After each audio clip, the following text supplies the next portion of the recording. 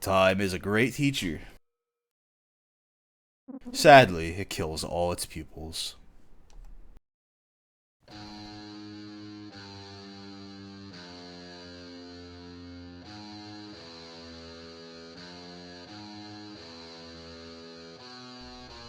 Howdy, motherfucker. Our paths hath crossed yet again. Do you remember our time spent as wee lads? I do fondly. My heart just tumbles with joy thinking about it. Like your head in a dryer. Normally you'd be dead and stripped of your wares by now. But I like you, Brad. Let's have some fun. I shall give you a chance. Choice. Fuck. Your yellow-shirted friend's life. Or all of your belongings. Choose wisely. What will you give us? So yeah, this is the very first important choice of the whole game. We can give up Terry and keep all our stuff. Or we can give up our belongings and continue to have Terry in our party. The effect of this choice will show up later. But right now, I'm just gonna keep all my belongings. I'm too attached to Terry. He's a good ally. How boring. Alright, boys, strip them quickly. I hear tell that a female is on loose. My loins ache for some excitement. Off we go. All of your stuff has been taken.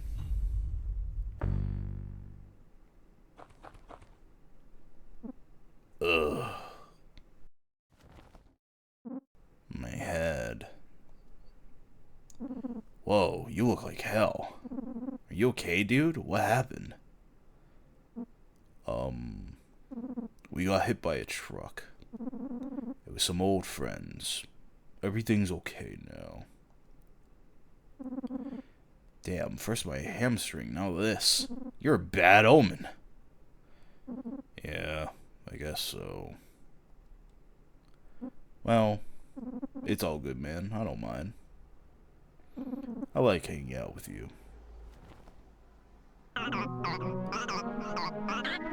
Terry Hints joined you again?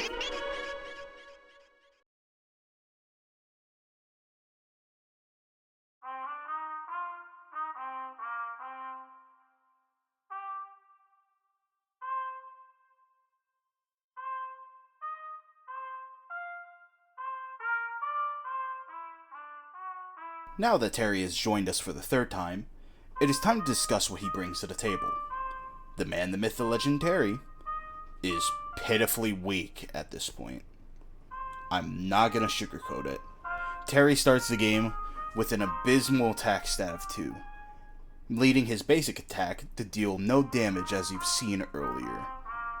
And he also starts with the ability Little Cheer, that heals someone for like 5% of their total HP at the cost of 1/4 of his starting SP. Not only does he fail at being an attacker and a healer at this point, his low HP and mediocre defensive stats leave him absurdly frail. If he survives a hit, it is usually going to be by the skin of his teeth. If it isn't clear, his early game is truly terrible. So why did I save him? Well, one reason you'll learn much later, but the other reason is that Terry is a classic case in an RPG of a character that is terrible at first, but can become really powerful with enough training. Through Level Up, Terry can learn some handy supportive moves, with most of them just being inferior versions compared to support moves of other party members. The two unique moves he does get are cool poses to give him passive HP and SP regeneration, thanks to the cool status, and Hype Up, which grants a party member Rage. Rage increases the likelihood of critical hits occurring by a whopping 30%. and he's the only party member to give this status, so he can be really handy for that reason. Not every move is capable of critting, however, so do keep that in mind. Might have to experiment to see which ones do and do not crit. Or just look it up. Terry is also capable of learning some attacking skills that allow him to do damage that isn't, a singular digit of damage. These are in the form of knuckle drops that are, as the game always describes it, a poor maneuver. Before you think I made the wrong choice, much later in the game, the final move he can learn is the single strongest attack any party member is capable of using.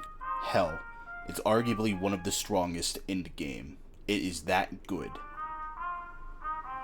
Though, no matter how much Terry levels up, he will always be kneecapped by a low HP stat. So until you train Terry up to become an incredible glass cannon, he'll just be a glass slingshot. Basically, incredible late game potential, but the journey to get him to that level can be rough. If you plan to use Terry in the early game, use empty bottles if you want him to attack. Or hell, if you're playing Definitive Edition, party members that are on standby still get experience, so you could get away with not using him if you so choose. For fun little trivia, Terry Hintz might not actually be his real name. Dingling ended up giving a lot of information in this Headcanons blog here, saying that Terry had to become his own cheerleader after a life of severe sickness leaving him alone through life, along with revealing that Terry and a bunch of other people in this apocalypse picked new names for themselves. Unsure if this is headcanon from the creator, but hey, it's neat. Terry was also originally designed to be so unlikable and unusable that the player would have an easy choice picking someone to sacrifice. At this point, with the game released this long, the plan backfired drastically. And oh boy, did it backfire.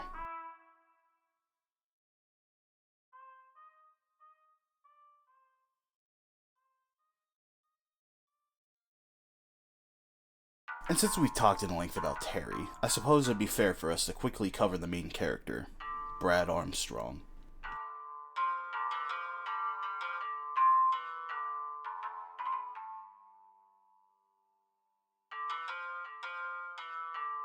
Brad's the best party member of the game.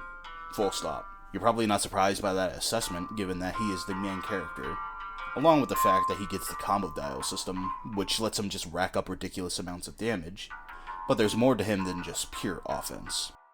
With later skills, he'll be able to inflict stun and trip, which will make fights way easier and also just give a lot of strategic advantages, like being able to heal in a bad situation, or just being able to beat the shit out of a very strong enemy out of a group. Just remember that no matter what, Brad will usually be the strongest member of the entire party. Nothing can stop him. Well, except for that joy addiction. If he's suffering withdrawal, it hurts his fighting abilities a lot. Thankfully, the one stat that isn't affected as badly from joy addiction is special attack. So if you find yourself in a fight with a Brad suffering withdrawal, use Fireball. It still allows him to do some damage, though it will hurt to have his combos basically do nothing. For some trivia involving Brad that isn't a bunch of spoilers for later, Brad gets his name from Dingling's own father, Brad Jorgensen, who was also the main inspiration for Brad's mannerisms. And for a name that Brad could have potentially had instead, he had the name Ren in very early parts of Least of the Painful's development. And if you really want to relate to Brad, for some reason, he's an introvert. Yeah.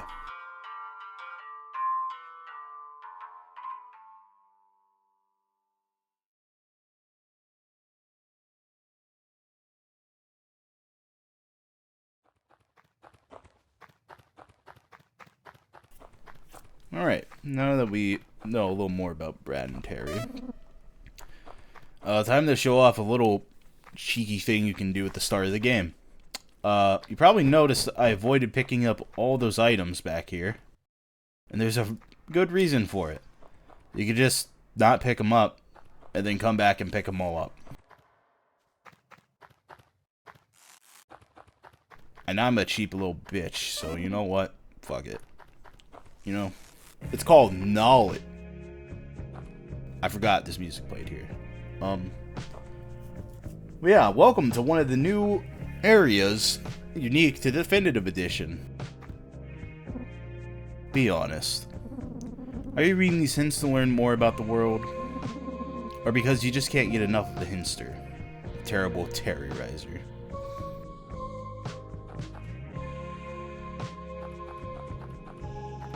Why is it that my nose gets stuffed as soon as I start trying to record this stuff? Ugh.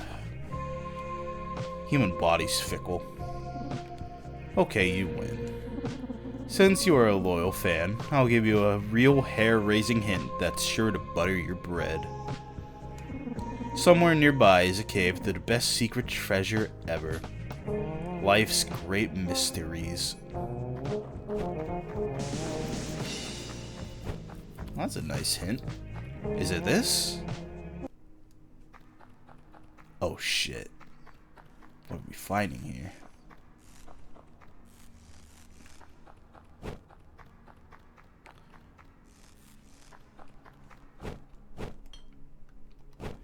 Well, found a bottle.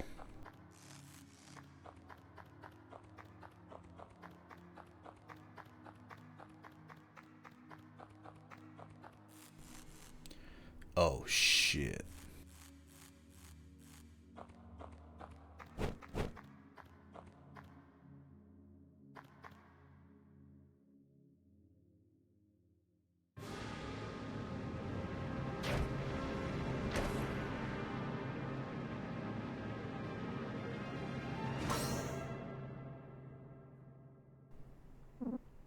You got Terry's tutorial tome. Access it from your key items menu.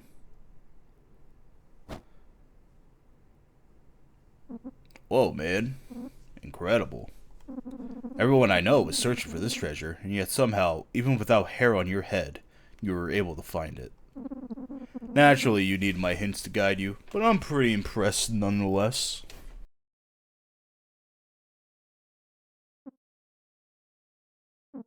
Yeah, this is really exciting. Huh. You should be really excited. Huh. Hey, you're so lucky. I'm jealous you get to experience this. I mean, this book covers so many vital topics. Like, what is TP? How much damage does a critical hit really do? What does it mean to be cool? Do fishmen exist? All things I answer expertly. A lot of people would pay big mags for such limitless knowledge. But please, don't take my word for it. The book speaks for itself. Once you start reading, I know you won't be able to stop. If there's one thing people love more than hints, it's tutorials. Everybody loves a good hint, but people kill for tutorials. Shoot, turns out a good tutorial is harder to find than a dang girl. Cherish this, Brad. People are going to come for it. You'd have to be a huge moron to let something this important to humanity fall into the wrong hands. Sorry, I'm gonna flub my worms there.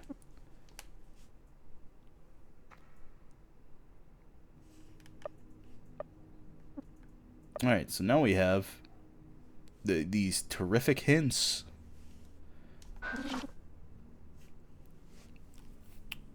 So yeah, there was a lot of things that people had no idea how they worked in the original game. So they have solved it by putting all this in here in this one little item. But first, I guess let's check the foreword, just to be nice. A short introduction to Terry's tutorial tome and its prestigious author. The so-called tutorial tome is so much more than a masterful recanting of one man's immeasurable grasp on life's how-tos. In fact, it is an honest glimpse into the soul of a man unafraid to seek the universe's unanswerable queries. Even with the heavy burden of teaching narrow-minded readers, Terry adeptly manages to convey information gracefully, densely, and most importantly, with a charm that brings to the one and only one great good man, Terry Hints. Please enjoy this cache of priceless knowledge, Mr. Terry Hints. So yeah, we can look at stats, even hidden stats like crits, evasion, and accuracy. It even tells you about combos here if you forget about this. It can tell you about status effects. And, oh god, is there a lot of fucking status effects in this goddamn game. We could talk about gang, equipment, and stuff like that. Controls. I think that might have spoiled some things on accident. God damn it. Strategies. And an appendix.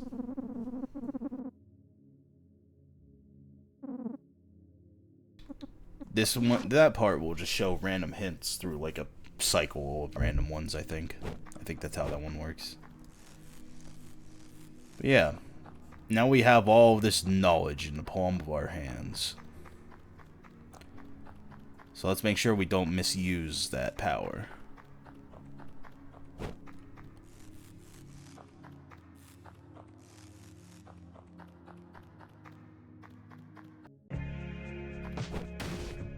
Oh, fuck. Like I said, gotta watch for those ledges. And again, 10 isn't too much of a big deal. Just be sure not to take any especially long drops. Alright, now I'm gonna do the boring thing of going back through here and collecting these items. But thankfully, I'm just gonna be able to skip ahead for you guys, so you won't have to look through any of this.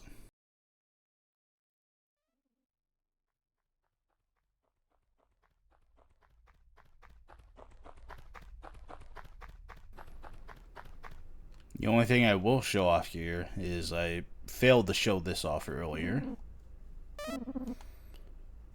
This is where you can get a diet Coca-Cola. I think that's how it's pronounced. This and a bunch of other sodas essentially will be your way of restoring SP, which I guess is just this game's version of mana, if you want to think of it as that. I think it's just like special points is what it means, skill points, I don't know, one of those two things. Oh. Well, shit, in the middle of my explanation, we just had that happen. You're probably wondering what that sound and red thing was there. Well, we get to cover one very drastic status effect.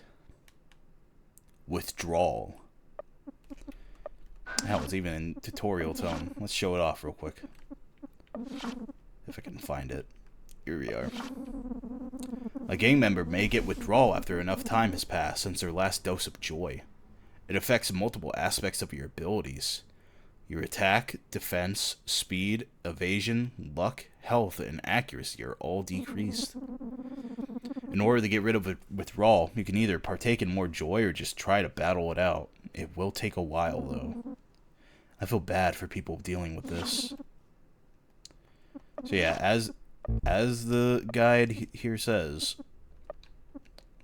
withdrawal sucks. The only stats that don't seem to get affected too badly by withdrawal are your special defense.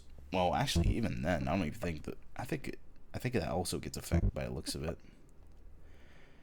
So yeah, the only stat that really doesn't take too much of a hit is special attack. But otherwise, everything else, ugh, it's a heavy hit. There are ways to get rid of withdrawal. But, I guess let's talk after I skip.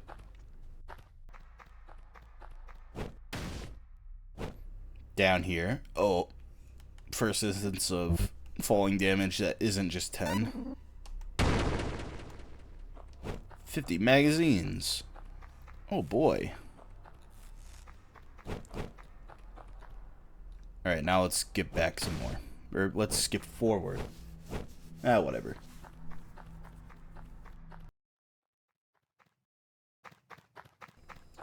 Alright, now that we're back here, let's continue with our adventure. Like I said, we have withdrawal at this point. Okay.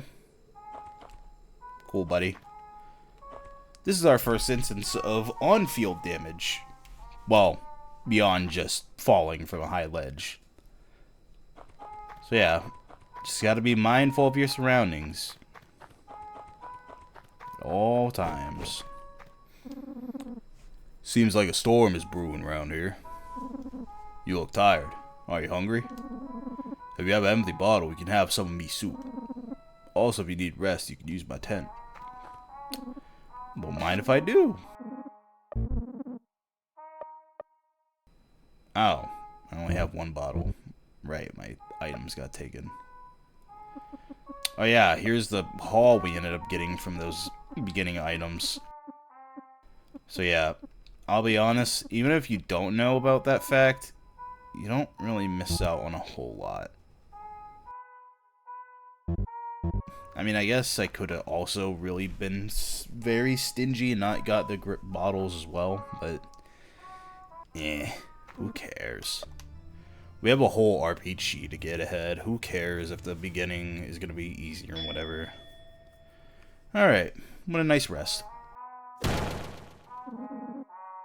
You suffered a serious head injury. Your SP has decreased. Your luck has decreased.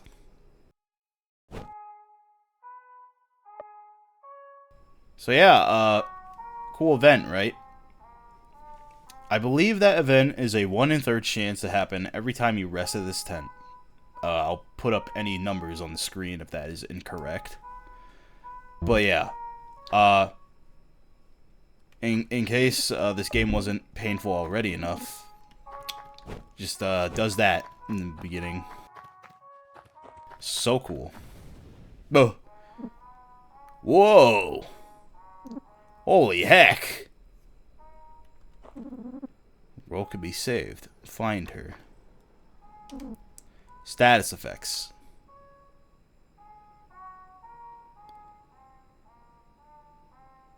So yeah, all these status effects. And you wanna know what the fucked up part is? You remember all those fucking pages in the tome? This page here does not do a good job of showing literally everything. But, you know, it's fine. The only major update I've seen to this, compared to the original game, is Scared and Wary. Those two status effects used to have, I believe, the same icon, just like one of them different colored. Hell, I don't even think different colored. I think they were just the same thing. I think the different colored thing was from some mods or something I played. Ugh. But yeah, here's like the most... let's consider these the most like common status effects, essentially. Cool pick, huh? Artery stick. I don't know how to pronounce that. Alright. Well, let's save real quick for this one. Alright. He's full of holes.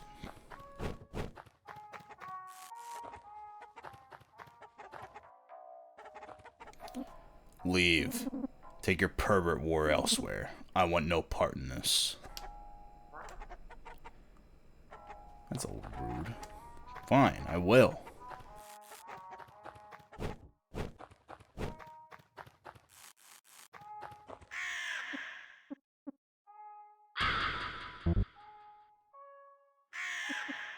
Why'd I do that? Just cut that out.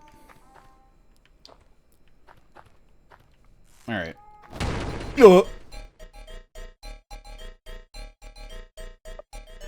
Alright. Well, I guess we're here to fight Bobby Diddle.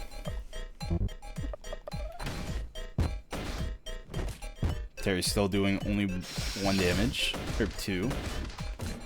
Oh well. Like I said before, this is a bit of a unfair fight for this guy. So you know what? I think he's just trying to be nice.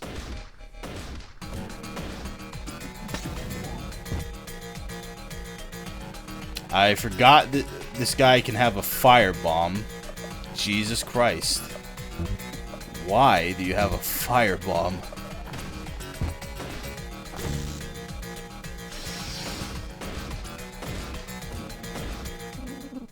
My intestines are in disarray.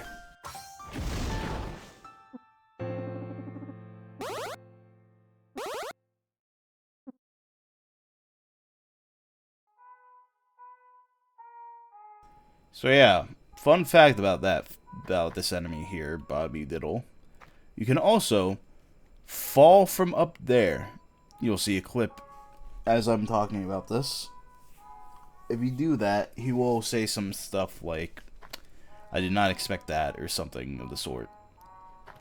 If you go all the way around and go up here, you can talk to him, and he'll essentially say, please move 2 steps to the left. And then he attacks you, once you do that.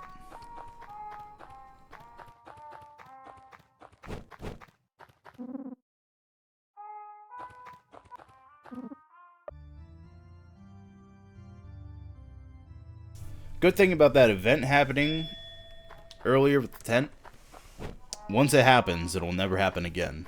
So you won't have to worry about, like, constantly losing your SP or luck. I do not want to go in there yet. I want to do some other goofy shit. When I say goofy, when... I guess it is a little silly. Ah, shit. Maybe I shouldn't have dropped from here. Ah, fuck.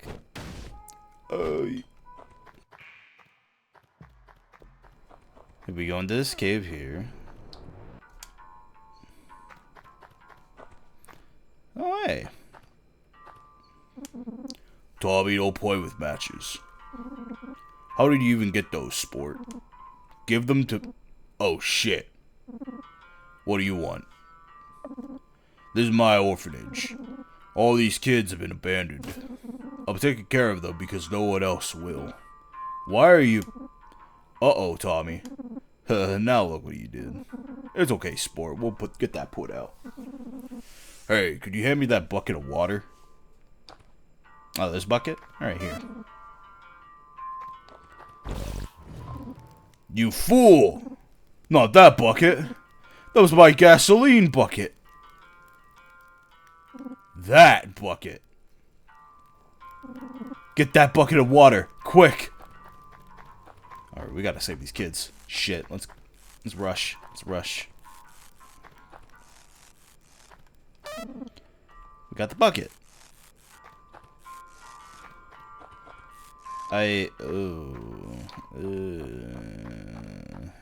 Sorry, buddy. You were too late. This is the second most tragic thing to happen in my life. Sorry. Don't get anything out of that, by the way. It's just a goofy little scene. Let's go see what that explosion was about. Hey, pal. You okay? What's wrong? You getting sentimental, brother? No. Just asking. Uh-oh. Here it comes. I'm closing my eyes. Good night, Olaf. Bye. Lucas gave his final breath. Who the fuck was that guy? Not sure what that was about.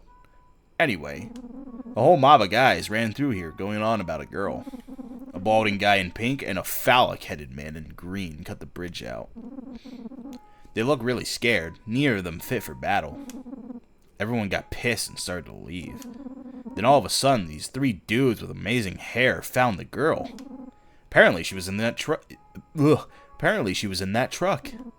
Pretty crazy, huh? They invited everyone back to their clubhouse in the old factory. I didn't go. That chick looked ugly.